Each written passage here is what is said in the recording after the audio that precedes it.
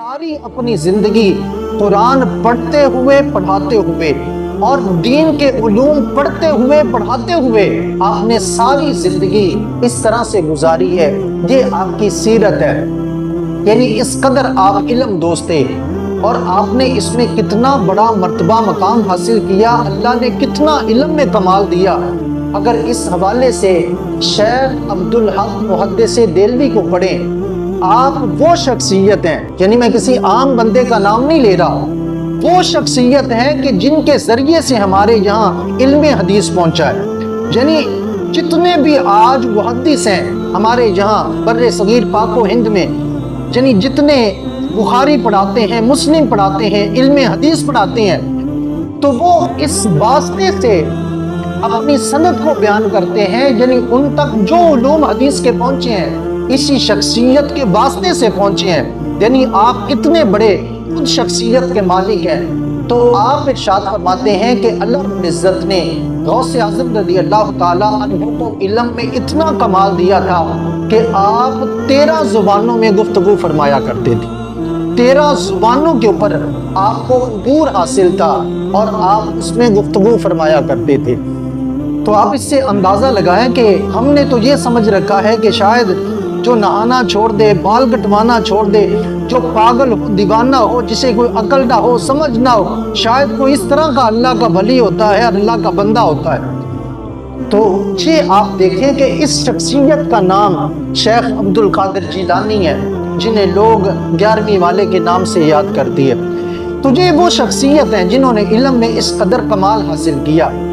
پھر صرف اتنا نہیں، آپ کی علم کی چند ایک مثالیں آپ کے سامنے رکھنا چاہوں گا کہ اللہ رب العزت نے کتنے علم سے آپ کو نوازا.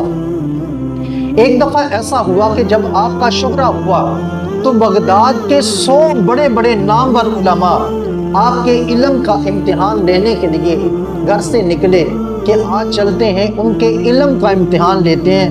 سنا ہے کہ بڑا انہوں نے علم میں کمال حاصل کیا ہے.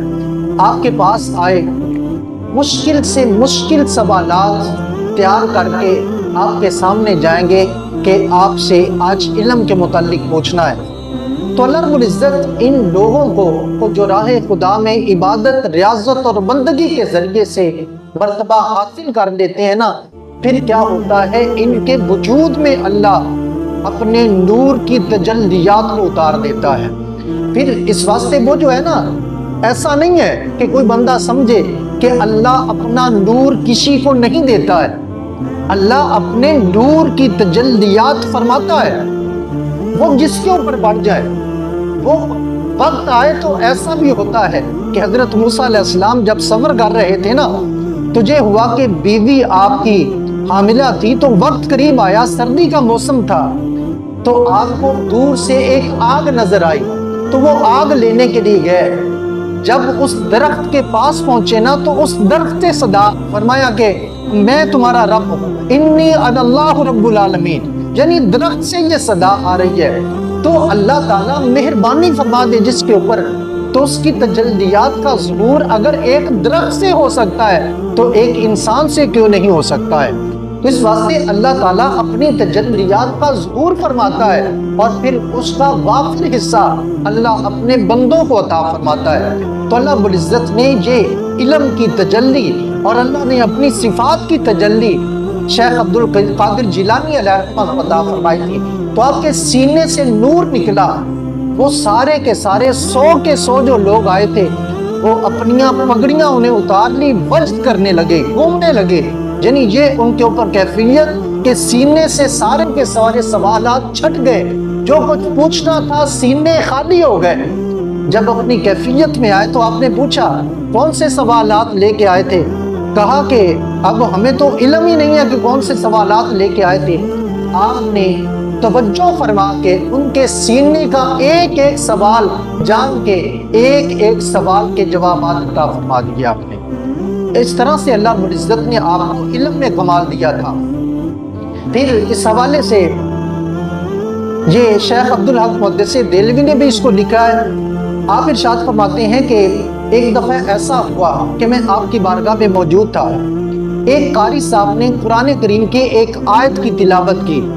آپ نے تلاوت سننے کے بعد اس آیت کو سمجھایا لوگوں کو، اس کی تفسیر بیان کی۔ کہتے ہیں اس آیت کا پہلا معنی اور مفہوم بیان کیا میں وہ جانتا تھا، دوسرا تیسرا یہاں تک کہ 11 آپ نے اس آیت کی تفسیریں بیان فرمائی۔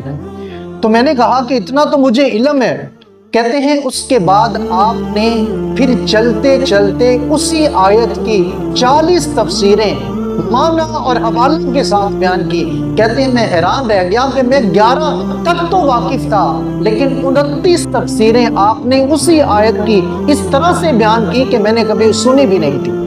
یعنی اس قدر علم میں مہارت، اس کا نام شیخ عبد القادر جیلانی ہے۔ آپ کے حوالے سے یہ ایک بات مشہور ہے، ایک دفعہ ایسا ہوا کہ ایک شخص نے قسم کھا لی، کہا کہ اگر میں ایسی عبادت نہ کر پاؤں کہ جو صرف میں ہی کر رہا ہوں تو میری بیوی کو طلاق۔ یعنی یہ اس نے قسم کی کہ میں کوئی ایسی، یا اللہ تیری عبادت کرنا چاہتا ہوں کہ دنیا میں اس وقت میں ہی وہ عبادت کر رہا ہوں، میرے سوا وہ عبادت اور کوئی نہ کر رہا ہو۔ اگر میں ایسی تیری عبادت نہ کر پاؤں تو میری بیوی کو 3 طلاق دی۔ اب یہ مسئلہ اہل علم کے پاس گیا کہ اس بیوی کو کیسے طلاق سے بچایا جا سکتا ہے کہ اس کو طلاق نہ ہو۔ اہل علم نے اس کے اوپر غور کیا، لیکن بات سمجھ میں نہیں آ رہی تھی کہ پوری دنیا ہے سامنے، تو چلو بندہ کسی کو روک سکتا ہے کہ تم ابھی عبادت نہ کر، میں عبادت کر لیتا ہوں، لیکن پوری دنیا کی بات ہو رہی ہے، کون کہہ سکتا ہے وثوق سے کہ اس وقت کوئی بھی عبادت نہیں کر رہا، اس وقت کوئی بھی دنیا میں کسی طرح کی عبادت میں مصروف نہیں ہے۔ تو یہ ایک مشکل کام تھا۔ اہل علم سارے کے سارے غور و فکر کرنے کے بعد بس ہو گئے، جواب دے گیا کہ اس کا کوئی حل نہیں ہے، اس کو طلاقوں سے نہیں بچایا جا سکتا۔ یہ چلتے چلتے مسئلہ حضرت غوث اعظم رضی اللہ تعالیٰ عنہ تک پہنچا، تو آپ نے ارشاد فرمایا یہ تو بات ہی نہیں ہے، آسان سا مسئلہ ہے۔ کہا کہ اس کے اوپر وقت کے علماء حیران ہیں، آپ کہتے ہیں آسان سا مسئلہ ہے۔ آپ نے کہا اس طرح سے اس کی بیوی کو طلاقوں سے بچایا جا سکتا ہے کہ اس بندے کو ساتھ لو اور اللہ کے گھر میں پہنچ جاؤ، حرم میں مطاف خالی کروا دو، اور کوئی نہ طواف کر رہا ہو، اسی کو طواف کروا دو، تو دنیا میں یہ ایسی عبادت ہے کہ یہی کر رہا ہوگا اور اس وقت کوئی عبادت نہیں کر رہا ہوگا۔ چونکہ صرف طواف یہیں پہ ہو سکتا ہے اور کہیں طواف نہیں ہو سکتا، تو فرمایا مطاف خالی کروا دو اور کوئی طواف نہ کر رہا ہو، صرف یہی طواف کر رہا ہوگا، تو دنیا میں وہ عبادت کر رہا ہوگا جو تنہا یہی کر رہا ہو۔ تو یہ اللہ رب العزت نے علم میں کمال دیا ہے۔ تو اس واسطے میرے عرض کرنے کا مقصد یہ ہے کہ ہم نے آج تک تعارف ہی